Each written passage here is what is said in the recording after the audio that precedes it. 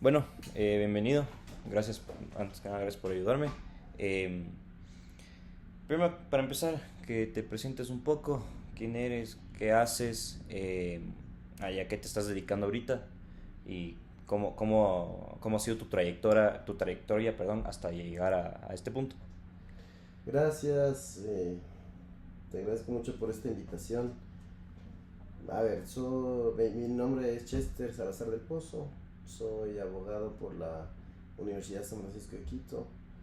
Eh, Voy ejerciendo el derecho desde el 2018 plenamente. Empecé trabajando en un estudio jurídico importante, grande, de la ciudad de Quito. Eh, Luego fui a Francia a completar parte de mis estudios en París, justamente dedicándome al derecho aeronáutico allá para completar y verificar el acuerdo de servicios aéreos entre la República del Ecuador y la República de Francia. Gracias a eso, aerolíneas como Air France pudieron volver al país después de 20 años en la ruta Quito-París, que no se había visto hace 20 años, y eso ayudó mucho a que se desarrolle la industria aeronáutica acá y es una conexión diferente entre Ecuador y Europa. Actualmente soy senior de Robalino Abogados y lidero la práctica de aviación, movilidad y turismo. Chévere, chévere. ¿Por qué derecho aeronáutico? Derecho aeronáutico es una buena pregunta. Eh, Desde que yo vivía cerca del anterior aeropuerto Mariscal Sucre Ya. y siempre veía el aterrizaje, escuchaba el despegue de aeronaves y me llamaba muchísimo la atención. Eh, Algo importante, nunca como para ser piloto. Siempre me gustó la aviación desde afuera, los aviones en tierra, cómo funcionaba el aeropuerto, todas las empresas que están involucradas, el Ujú. servicio en tierra, el provisionamiento de combustible para aeronaves, el tipo de combustible que es diferente. El tema del control aviar, por ejemplo, pájaros y todo en las cabeceras de las pistas. Eh, Sobre todo el tema de entender cómo la física se ve plasmada en un pájaro de metal Ujú. y eso te puede transportar y llevar a tantos lugares y que las matemáticas y los cálculos estén siempre bien hechos para que el transporte sea uno de los medios de transporte, valga la redundancia, más seguros del mundo. ¿Te gusta la física? Las matemáticas. Me empezó a gustar gracias a eso, Ah, ¿en serio? sí, Ah. pero creo que nunca he sido el mejor en los números, Ujú. pero creo que el vivir cerca del aeropuerto y estar involucrado y ver eso todo el tiempo me llamó mucho la atención. Entonces, completando tu pregunta, em, estudié Derecho porque quería estudiar Ciencias Políticas. No había esa carrera en la Universidad de San Francisco donde estudié y digamos que una carrera fuerte que tenía la sensación que me iba a abrir muchas puertas era el derecho. Una carrera dura, bien dura, pero entendía que existen abogados políticos, abogados presidentes, abogados gerentes generales, Claro. empresarios, y creo que dije, ok, voy por esta rama que me gustó mucho. Y al tercer año tuve un momento de crisis en mi carrera. Muchos de mis compañeros querían ser abogados litigantes como en las películas. Ese era el estereotipo y yo no me sentía tan cómodo con eso. Y es por eso que en ese momento de crisis tuve una iluminación y dije, ¿qué es lo que me gusta? O sea, tuve una cita conmigo mismo. ¿Qué es lo que me gusta? Entendí que era la aviación, que por ahí iba ese gusto que estaba en mí y lo que hice fue unir la profesión con la pasión y ahí surgió la idea de reabrir porque ya había la clase de Derecho Aeronáutico como una optativa en la universidad, pero esta vez la reabrimos después de algún tiempo, justo con mi tutor de tesis. Él fue el profesor de esa clase, el profesor titular, y eh, una clase selectiva que llamó la atención de mucha gente, y es por eso que la facultad la abrió. Y entender al derecho aeronáutico como un conjunto de normas y principios que regulan el espacio aéreo y también que procuran promover el uso y la facilitación de infraestructuras, llámese aeródromos, aeropuertos, para el uso de todo esto. Entonces, sí, es una rama del derecho, por supuesto, el derecho aeronáutico. Suena peculiar, suena sui generis, esta rama efectivamente es única en su especie, digo yo, pero creo que es una rama más del derecho, donde se especializa, y ahora en este mundo no solo podemos relacionar al derecho aeronáutico con un avión. El derecho aeronáutico implica helicópteros, drones,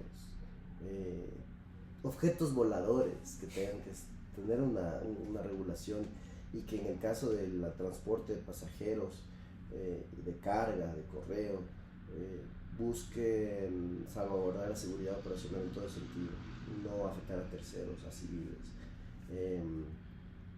Eso es el derecho aeronáutico, y ese es el porqué de la pasión. Chévere, chévere. Entonces, bueno, ahorita ya me dijiste un poco de qué es el derecho aeronáutico, eh, pero ¿qué significa para ti esta rama? Ya me cuentas un poco de por qué quisiste, pero ahorita, ¿qué significa para ti esta rama?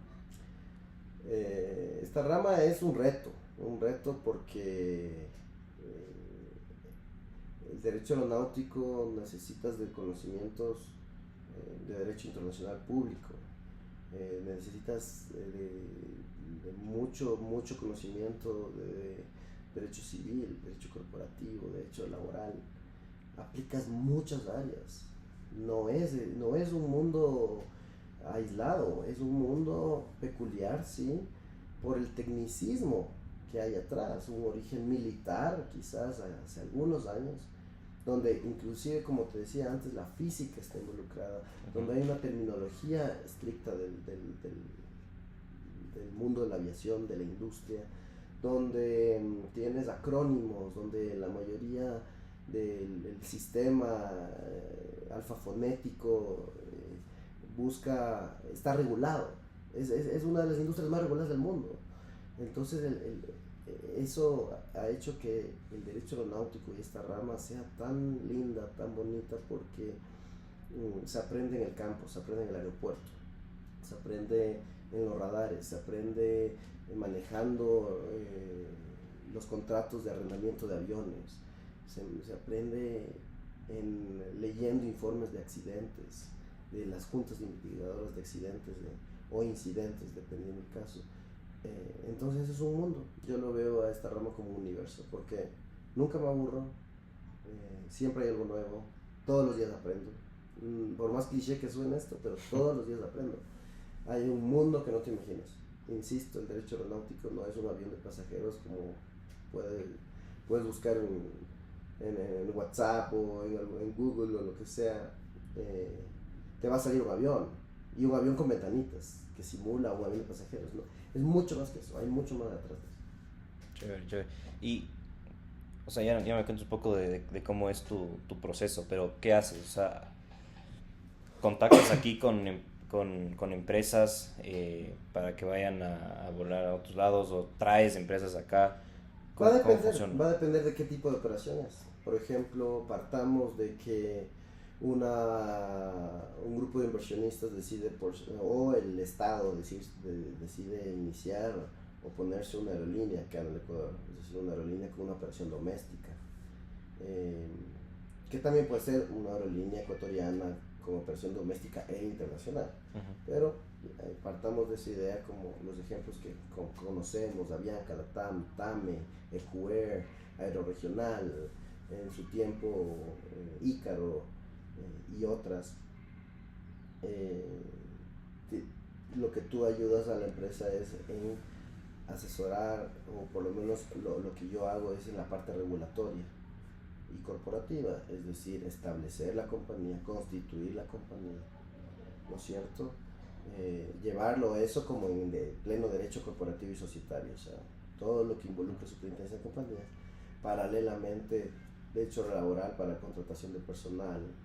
Luego, la parte donde yo me especializo es en el derecho aeronáutico, que es el arrendamiento de aeronaves. La mayoría de aerolíneas en el mundo no tienen sus propias aeronaves, son arrendadas. Entonces son arrendadas a bancos, son arrendadas a grupos financieros importantes, y tú tienes que manejar esos contratos, donde a veces te arriendan todo el avión eh, con sus motores, y a veces te pueden arrendar también el avión con sus partes, piezas, motores y con tripulación. Entonces ahí en el medio se conoce como dry lease o wet lease, un arrendamiento seco o un arrendamiento mojado. Y eso implica muchos números, y recuerda que las aerolíneas tienen que tener un área financiera muy fuerte, porque este mundo, esta industria requiere de mínimos, de algunas cifras. Así que eso prácticamente. Chévere. Bueno, me acabas de hablar de unas 5 o 6 ramas del derecho solo explicándome una, ¿no? Interesante. Y bueno, ahorita hablando de, también me parece interesante lo que me cuentas de los aviones que no son de las empresas, sino son arrendadas. Eh, si puedes, cuéntanos un secreto o un dato curioso sobre esta empresa que no mucha gente sabe, porque es algo que la gente hace en su día a día. Ves aviones en tus día a día, ya planeas tus viajes, te vas a Guayaquil, no sé, pero mucha gente no sabe qué hay adentro, que es algo que ves todos los días, pero no sabes qué es. Uy, AI es como un geek, aviation geek, que es un amante de la aviación, que te saben contar los datos curiosos de los aviones. Eh, un dato curioso como de derecho aeronáutico que te puedo decir es que lo que te dije, ¿no? No todos los aviones que puedas ver con un livery o con una marca pintada de los aviones es porque es propietaria la aerolínea, ¿no? Son arrendados, ese es el que te dije. Uno, eh, importante también que conozcan, por más grande que sea un avión, dependerá de la capacidad de sus motores para que te pueda llevar de un punto al otro, de cuánto combustible utiliza. Cada tipo de avión es diferente, y cada aerolínea debe adaptarse al mejor tipo de avión en base a las rutas que vaya a operar, ¿no es cierto? Otra cosa interesante, bueno, ya hay dentro del avión el mito de la fila número 13. En muchos de los aviones no vas a encontrar una fila número 13. Sí, he escuchado eso. Algo más importante es la alimentación de los tripulantes de cabina, es decir, piloto o capitán y primer oficial o copiloto, así les dice. Tienen que tener una comida diferente, por motivos de que si es que alguna comida pueda afectar, se intoxique el tripulante, bueno, siempre va a haber otra persona al mando sana. El tema de los triangulitos, unos triangulitos negros que vas a ver por cerca de las ventanas, siempre uno se pregunta qué es eso. Y es justamente donde mejor puedes ver a las alas, es la mejor vista a las alas, y eso es por temas de seguridad. Eso ya es técnico aeronáutico, ¿no es cierto? Pero hay mucho más atrás en el fondo. Gente, ahora te puedo contar la alerta que puede ser que compres un ticket de último minuto, internacional sobre todo, con un vuelo internacional. Eso el sistema puede reportar a las autoridades, puede ser un perfil sospechoso de por qué a último minuto van a saber con la información que has ingresado, con la tarjeta o el método de pago de tu ticket. Y bueno, eso ya internamente, en alianza y en colaboración con muchas instituciones públicas, policía aeroportuaria, antinarcóticos, etcétera, se hace una inteligencia donde esos perfiles pueden ser llamados a una segunda verificación y descartar cualquier motivo. Eso es lo que te puedo decir. También otro dato curioso es que los aviones no utilizan gasolina como la conocemos, o diésel. En el caso de Ecuador, que por su octanaje una se llama super, otra se llama extra. Uh-huh. Bueno, allá en aviación existe el avgas, aviation gas, y el jet fuel. Entonces la mayoría de aeronaves con los motores, dos motores y esa turbina que le ves atrás, utilizan el jet fuel. Entonces eso es un combustible especial para aeronaves. ¿Y qué tiene? ¿Más octanaje? Tienen otros compuestos, otro proceso, son realizados con otro tipo de proceso para que su combustión sea diferente, más eficiente, y se busca también a lo largo contaminar menos, ¿no? Es más, el proyecto de las próximas aeronaves que ya se han hecho algunos vuelos de prueba es el combustible SAF, que es el combustible de aviación sustentable, ¿no?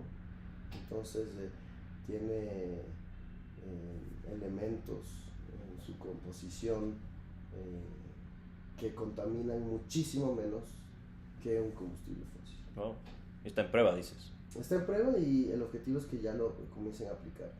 Hay aerolíneas, por ejemplo, para los Juegos Olímpicos de París, una de las promociones más grandes era que este avión A380 o la aerolínea Air France utilice estos vuelos. Tengo entendido que no se hicieron esos vuelos lastimosamente, pero hay videos donde puedes ver que sí hay aviones gigantes probando ese combustible. Ah, muy bien, muy bien. Para eso tienes que tener una coordinación muy importante con los fabricantes de los motores, que no son los fabricantes de aviones, son diferentes, ¿no? Para que sus motores puedan procesar este nuevo combustible y estén adaptados. Chévere, es todo un proceso, ¿no? Por lo que ves, Sí. es grande. Bueno, esta pregunta te voy a hacer viene un poco más como estudiante de Derecho, ¿sí? No, sabe que toda rama de Derecho tiene su cierto potencial, se ha visto unas que han vuelto a crecer, que han vuelto a subir, pero esta rama es sumamente específica, como me dices, como puedes ver, es súper específico.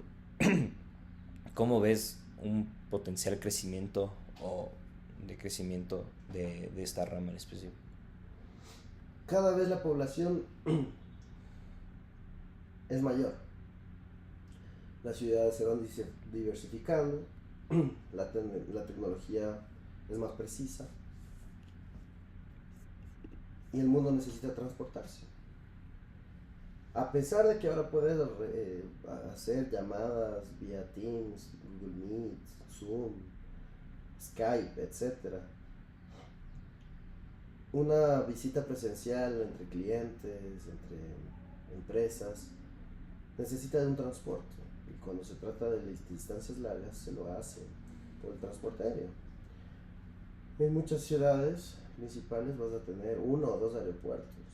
En cada aeropuerto vas a tener 1, 2, 3, 4 pistas.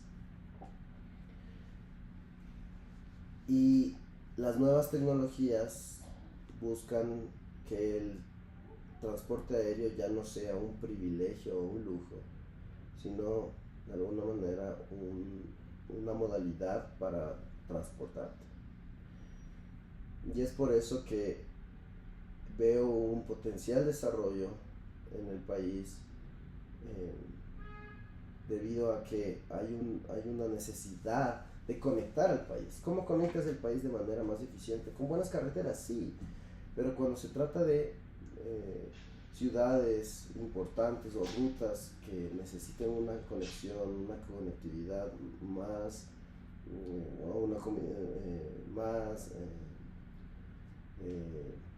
¿cómo decirlo?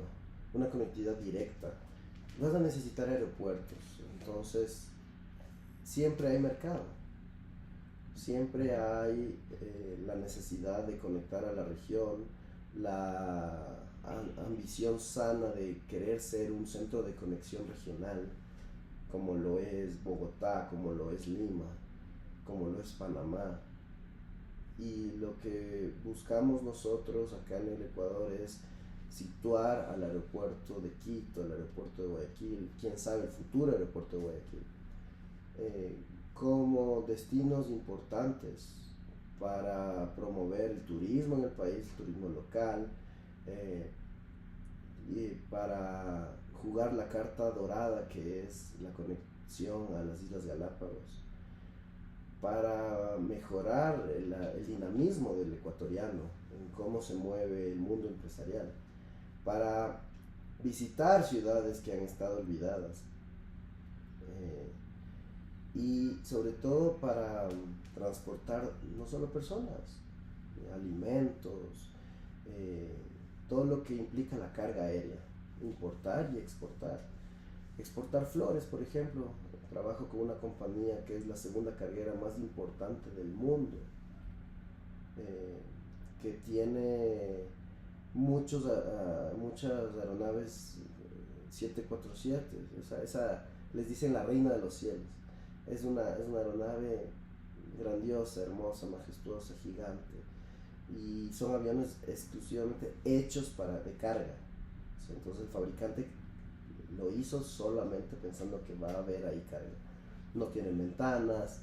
Entonces, el poder también recibir ese tipo de aviones acá en el Ecuador con una infraestructura decente, una infraestructura que dé garantías a los operadores aéreos para venir al Ecuador, descargar productos de acá y llevar productos al exterior, llevar nuestras rosas, nuestro banano, nuestras pitahayas, nuestros productos, nuestro café, nuestro cacao. Eso es grandioso. Entonces siempre vamos a querer fortalecer y proteger esta industria, y es por eso que veo un desarrollo muy potencial. Situaciones como la pandemia o una recesión económica en el país, por supuesto que afectan. En el tema de pasajeros, la gente no vuela. Hay una baja rentabilidad en las ganancias de una aerolínea. Las aerolíneas comienzan a cerrar rutas, comienzan a ver dónde pueden operar y cómo van a poder llenar sus vuelos.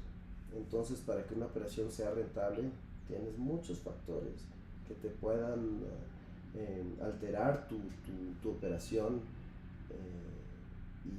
y eso es, cada aerolínea tiene su estrategia para poder lograr dar el mejor servicio, que sería lo óptimo, y gastar menos. Eso, entonces, resumiendo, hay mucho potencial aquí. Tienes algunos aeropuertos que han sido concesionados, y otros que son administrados por el Estado, por la Dirección General de Aviación Civil. El tema es siempre estar de la mano con la línea de proteger a la aviación ecuatoriana, de proteger los recursos, la infraestructura de acá, y siempre salvaguardar la seguridad operacional, es decir, que todos los principios internacionales que debemos nosotros adaptar como Ecuador, por obligación, ¿no? Porque nosotros nos hemos adherido, hemos suscrito ciertos convenios de la Organización Internacional de Aviación Civil que nos obligan a cumplir mínimos y estándares,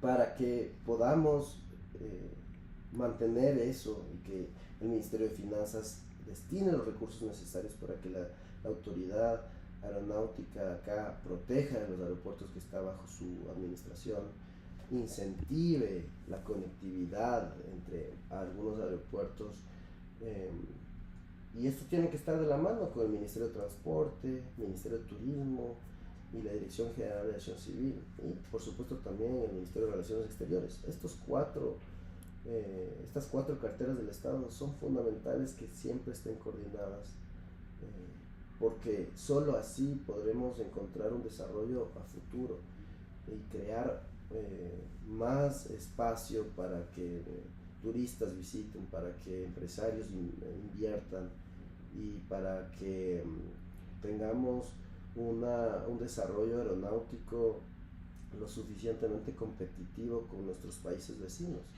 que por territorio, por supuesto, son superiores a nosotros, pero hay casos de ejemplo de países pequeños con centros de conexión o hubs que se conocen, aeroportuarios, que son la puerta de entrada a su país, y el objetivo es llegar a ser uno de ellos.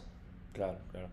Entonces, ¿tú crees que ir de la mano con el Estado es algo que se tiene que hacer para llegar a este desarrollo? Recordando que el transporte es un servicio público, así es un sector estratégico, eh, y que los aeropuertos en principio son del Estado, luego son delegados a los gobiernos autónomos descentralizados, y luego estos los pueden concesionar, como es el caso de Quito, Guayaquil y Baltra en Galápagos. Entonces, por supuesto, si esos son los aeródromos, los aeropuertos donde son la entrada del mundo hacia el Ecuador, debes ir de la mano, debes trabajar en conjunto, estar siempre, por más cambio de autoridad que existan, siempre estar con un lineamiento fijo, y que y ese es uno de mis sueños, ¿no? De que ninguna afectación por una catástrofe natural, o una recesión económica o una crisis política le afecte tanto a esta industria, que debería moverse paralelamente, eh, sin importar otros factores exógenos que a veces han detenido la operación.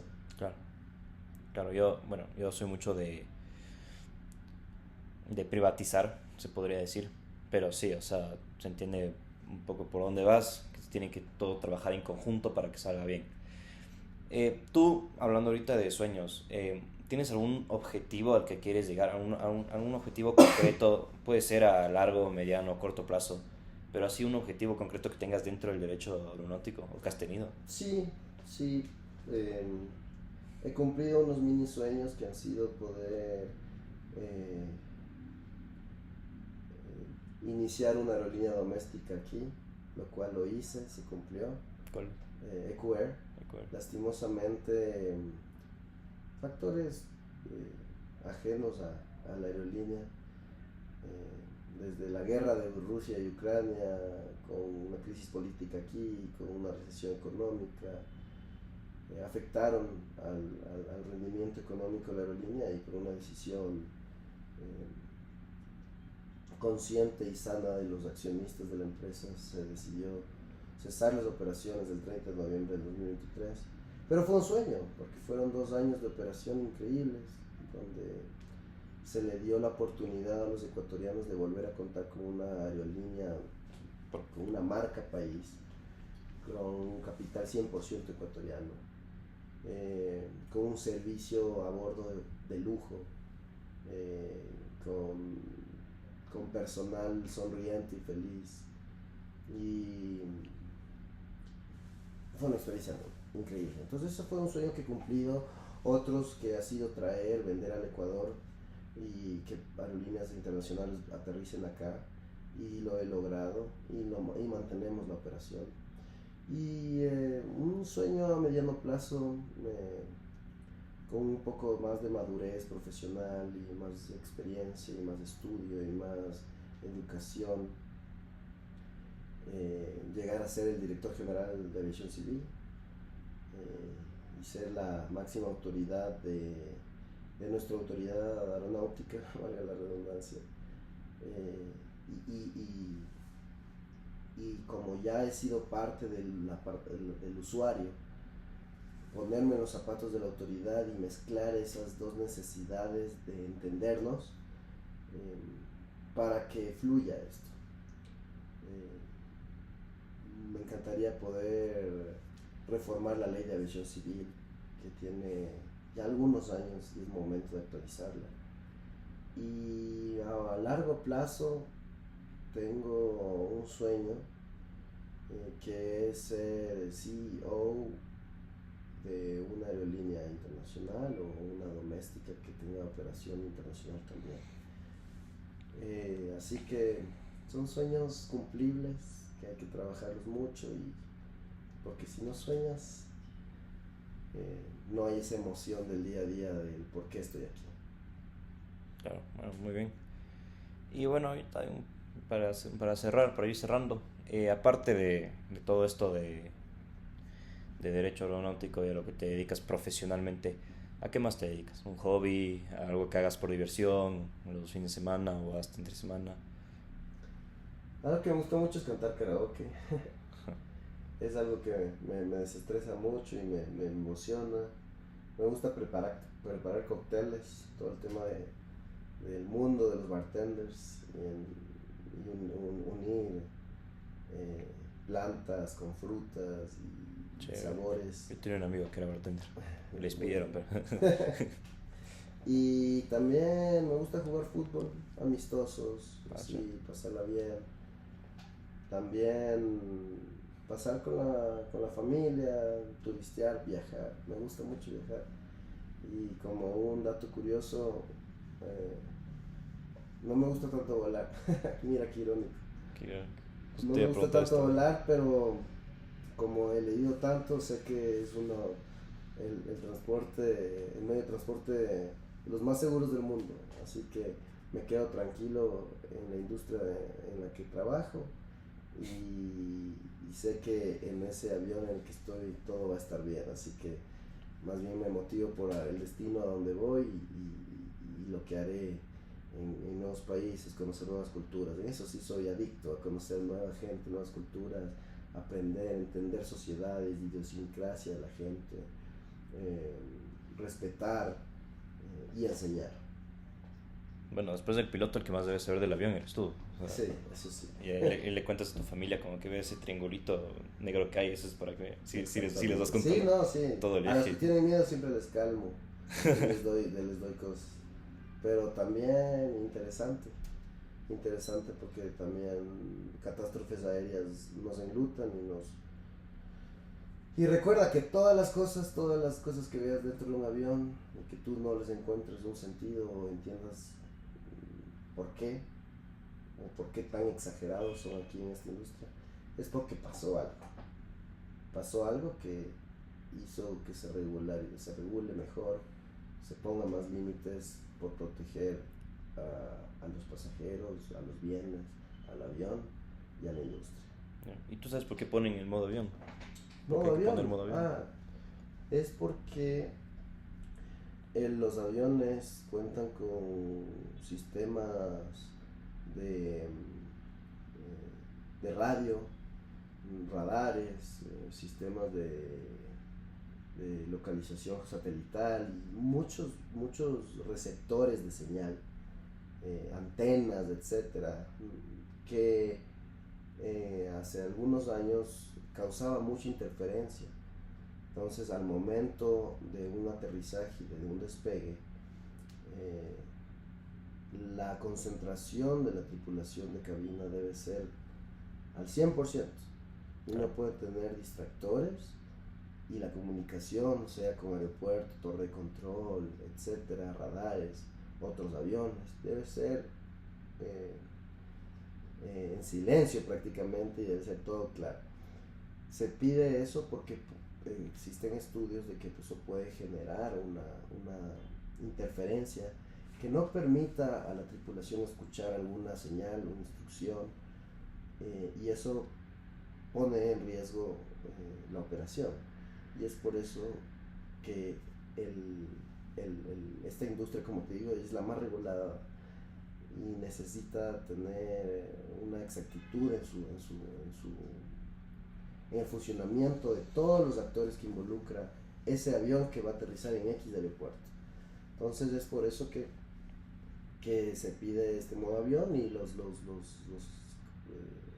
desarrolladores de los nuevos celulares y los fabricantes han activado esto justamente para que ese celular no tenga que apagarse como lo eran los antiguos, sino solamente hasta la nueva instrucción, o hasta cuando suena el timbre y el piloto dice 10.000 pies, Cuando ya estás a 10.000 pies es porque ya es una operación segura en el cual el piloto puede ya activar su piloto automático y configurar la aeronave para su destino y de alguna manera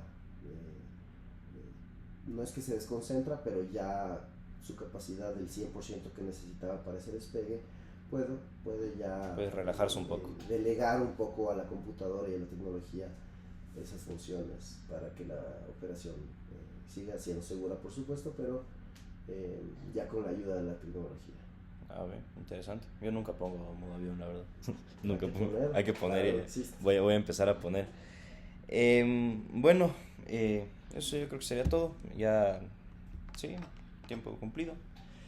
Y nada, de parte de Mojo Cocoa, de periodismo del Colegio de Periodismo de la San Francisco, te agradecemos, te agradezco yo personalmente por darte tiempo por hacer este podcast, por enseñarnos todo esto, y espero que la rama siga creciendo mucho, que te vaya muy bien, y eso, Justo. Gracias. Gracias a ti.